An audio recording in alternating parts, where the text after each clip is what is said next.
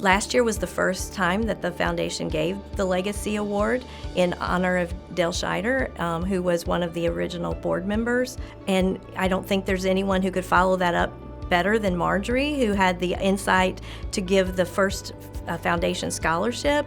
So together, I think they make a wonderful historic representation of the people that have influenced Highland and continue to support it. Marjorie is a wonderful inspiration to me. Well, I was born and raised in Rochester, Minnesota. My father was on the staff of the Mayo Clinic.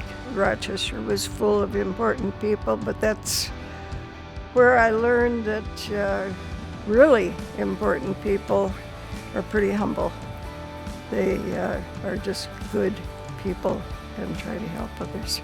Spencer was a fellow in training, surgical fellowship in Rochester in 1940. When he came back in 45, we met each other again out at the tennis court, and he said, oh, and so we were married in 1948.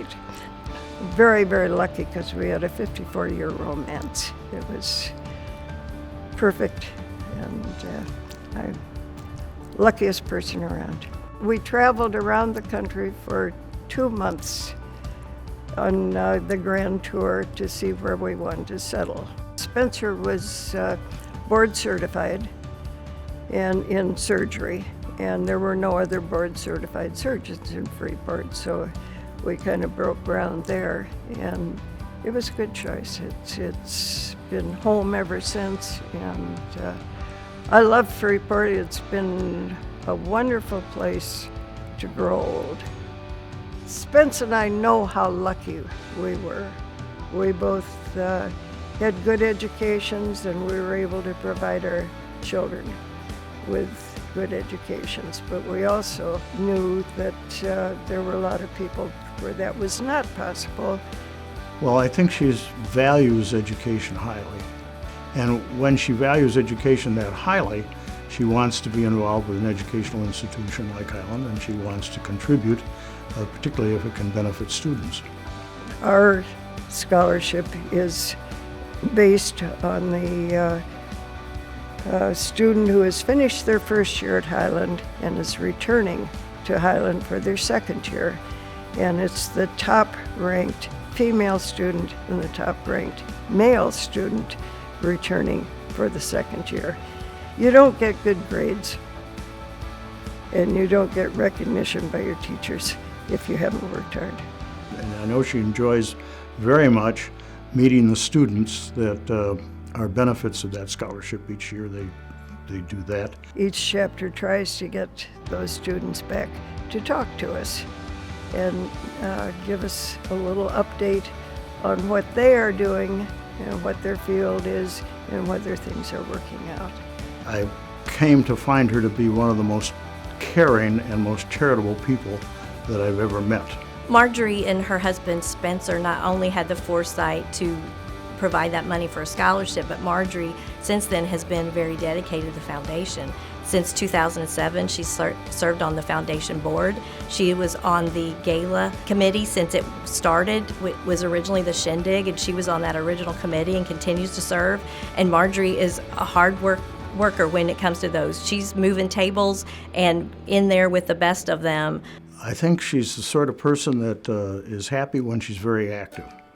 And she has lots of activities, but one of her primary activities is she runs something called the Freeport Community Concert Series, which brings musicians, generally about 4 different times a year, to the community. As I continue to do community events and concerts and things on my own, then she did ask me to do a community concert, which was the first one I ever did at the Masonic Temple here in Freeport.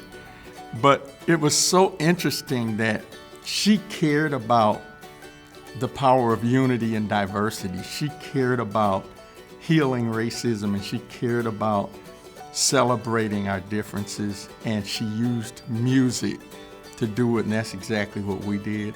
She is encouraging, she's empowering. She just really has this big love for life, just a dynamic person, just a lovely person in all ways. She's, community-minded, always willing to pitch in to help with some sort of a fundraising event or something like that to help the college or to help the community. She spearheaded all of the chapters locally of this PE organization to fund scholarships for women, and annually thousands of dollars are awarded to non-traditional students, and it's just been a very big boost for women in the community. PEO is a sisterhood, and it has been a lifesaver for me. She dedicated herself, and her roots are here.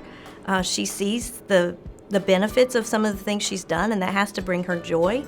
She could have gone elsewhere. She's chosen to stay here, and it's a real testament to the fact that she loves this community and how important this community is to her, and how she is important to the community. Even through her own personal storms and challenges and difficulties, she somehow seems to always rise, and is just an extreme example for everybody. But I think it's just simply her love for life. She's just a very happy person.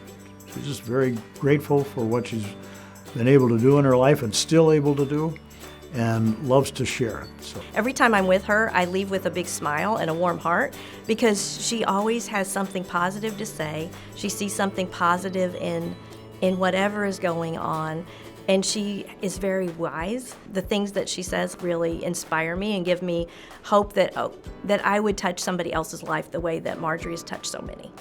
Thank you, Marjorie, for being such a kind, compassionate, loving person. Thank you for the real love, the REALLOVE that you have for me, my family, for the community.